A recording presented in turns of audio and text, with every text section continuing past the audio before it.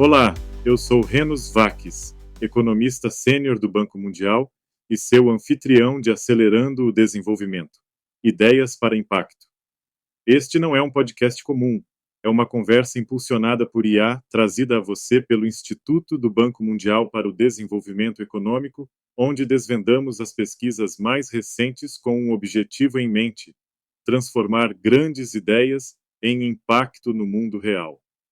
Vamos começar. Obrigado pela introdução, Renas. Sabe, quando pensamos na recuperação da Ucrânia, as primeiras coisas que vêm à mente são muitas vezes físicas, como a reconstrução de estradas e pontes.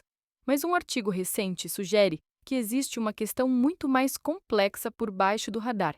A pergunta é: como reiniciar o próprio motor econômico, de uma forma que incentive de verdade novas ideias e um crescimento mais forte? Essa é a grande questão. E a pesquisa traz um diagnóstico bem claro. Ela mostra que a economia da Ucrânia, na última década, mais ou menos, derivou para um equilíbrio de baixa dinâmica, segundo a pesquisa. Em outras palavras, empresas fortes e produtivas enfrentam obstáculos, enquanto empresas mais fracas acabam sobrevivendo por tempo demais. O resultado é uma economia que entrega muito menos do que poderia. Certo. E no nosso programa de hoje, vamos mergulhar nas conclusões de um documento recente sobre o trabalho do Banco Mundial, intitulado Engenharia do Wirtschaftswunder da Ucrânia. É um título poderoso. Para os nossos ouvintes, o que significa realmente a palavra alemã Wirtschaftswunder? A tradução é milagre econômico e se refere especificamente à recuperação da Alemanha Ocidental no pós-guerra. O documento descreve como uma transformação econômica impulsionada pela produtividade.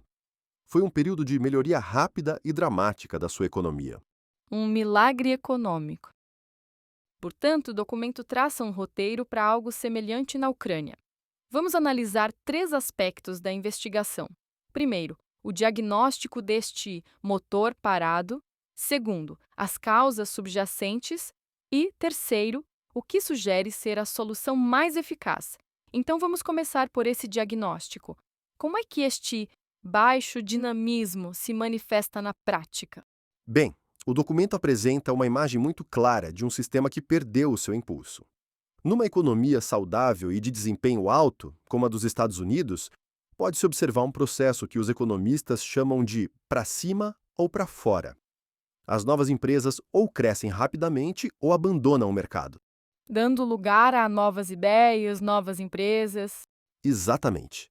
E no início dos anos 2000, entre 2002 e 2007, a economia da Ucrânia era muito parecida com isso. Tinha uma dinâmica vigorosa de para cima ou para fora, muito semelhante à dos Estados Unidos. Mas depois, esse ciclo se quebrou. O que aconteceu? A partir daí, o ritmo simplesmente parou. Entre 2008 e 2013, a dinâmica das empresas ficou praticamente estagnada, bem parecida com a estagnação que a gente vê no México. E depois de 2014, piorou. As forças da chamada destruição criativa foram praticamente sufocadas e as empresas jovens quase não cresceram por uma década inteira. No fim, o padrão começou a se parecer muito com o ciclo empresarial cronicamente lento da Índia.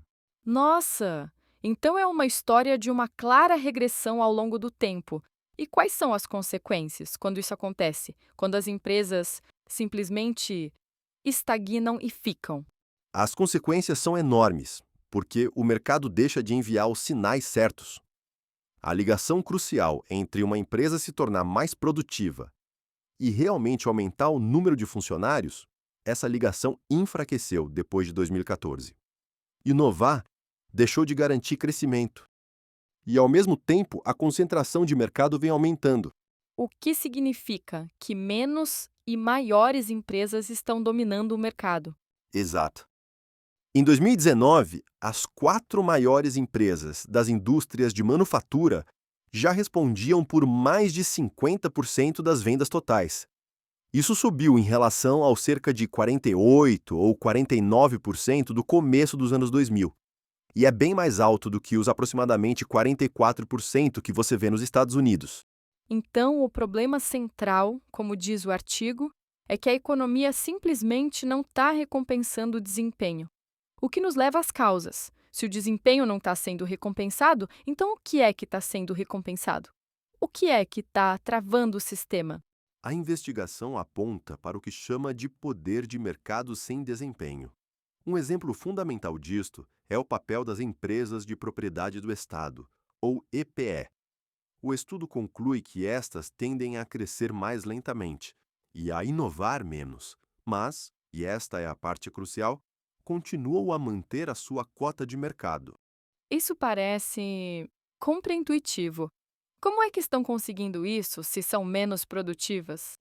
É porque estão entrincheiradas. Os dados são muito impressionantes. As EPE estão fortemente sobre-representadas entre as empresas menos produtivas. Entre 2014 e 2019, representaram cerca de 13% de todas as vendas nos dois quintis mais baixos de produtividade. 13%. E quanto ao topo? Entre as mais produtivas? É aí que a história se torna realmente clara. Nesse mesmo período, as EPE contribuíram com apenas 1% das vendas no quintil mais produtivo. Elas efetivamente expulsam as empresas privadas mais dinâmicas, ocupando um espaço de mercado que poderia ser usado por empresas mais inovadoras. Então, são um obstáculo. O documento também mencionou algo surpreendente sobre o investimento direto estrangeiro, ou IDE. Normalmente pensamos nisso como algo positivo. E pode ser, mas nem todo o investimento tem o mesmo efeito. Grande parte do IDE da Ucrânia provém de paraísos fiscais, e a investigação sugere que se trata, geralmente, de capital doméstico de ida e volta. Basicamente, dinheiro local que foi enviado para o estrangeiro e depois trazido de volta para o país para obter os benefícios de ser rotulado como estrangeiro. E o que é que esse tipo de capital reciclado faz à economia? Parece suprimir a concorrência. Os dados mostram que as indústrias que recebem IDE destes paraísos fiscais têm um dinamismo empresarial significativamente mais baixo. A taxa média de entrada de novas empresas nessas indústrias é de apenas 6,9%. Nas indústrias com outros tipos de investimento estrangeiro genuíno, é de 9,4%. Isso representa menos 27% de entradas. Então, temos um motor parado e sabemos o que o está entupindo. Isso nos leva à solução. O relatório fala em desencadear a destruição criativa. O que isso significa em termos de políticas? A destruição criativa é aquela de ciclo de sobe ou sai, que falamos antes, em que empresas novas e produtivas substituem as menos eficientes. Para ver como reiniciar, o estudo utilizou um modelo quantitativo para testar duas vias políticas diferentes. Ok, quais foram? A via A consistia em apoiar diretamente as empresas novas e pequenas, com coisas como o acesso ao crédito ou subsídios de arranque. A via B consistia em limitar o poder dos operadores estabelecidos, usando regras de concorrência mais fortes, reestruturando as EPE ineficientes e eliminando as vantagens regulatórias para as empresas conectadas. E qual caminho deu melhores resultados? A segunda estratégia trouxe resultados bem melhores, não teve nem comparação. Quando as proteções para as empresas já estabelecidas foram retiradas, o sistema inteiro ficou mais responsivo. Empresas produtivas cresceram mais rápido, novas empresas passaram a entrar com mais frequência e a inovação aumentou. Então, não é só sobre ajudar as startups. Trata-se de abrir o caminho primeiro. É essa a principal conclusão?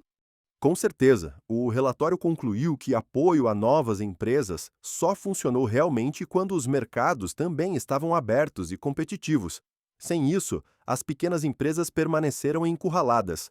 Como diz o artigo, elas entraram, mas não cresceram. Existe um exemplo real dessa abordagem a funcionar?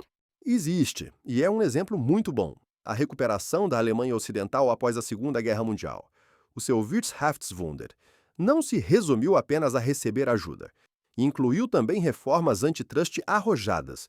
A desagregação dos monopólios industriais foi uma política fundamental que expandiu a inovação e impulsionou a produtividade. Mostra que este caminho já foi percorrido com sucesso. Portanto, para resumir isto para os decisores políticos que possam estar ouvindo, o diagnóstico é uma economia estagnada e de baixo dinamismo. A causa são os operadores estabelecidos, entrincheirados, que têm poder de mercado, mas um desempenho fraco.